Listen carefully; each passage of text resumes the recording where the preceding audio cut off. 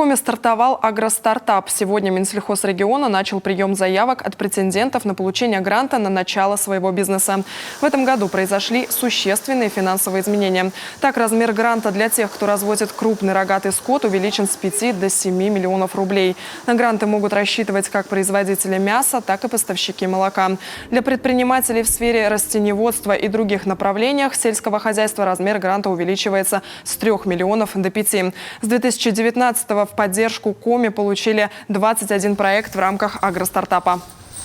Они остаются с нами на протяжении 5 лет.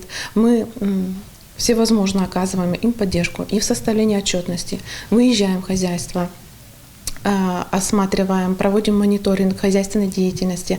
На все затруднительные вопросы, которые у них так или иначе в любом случае возникают, мы даем разъяснения как наш отдел, так и другие отраслевые отделы министерства. Самые распространенные направления традиционные для нашего региона – молочное и мясное скотоводство. Но есть и те, кто получил поддержку на развитие рыбоводства и пчеловодства. Есть одно условие – готовность вложить свои собственные средства – 10% от общих затрат.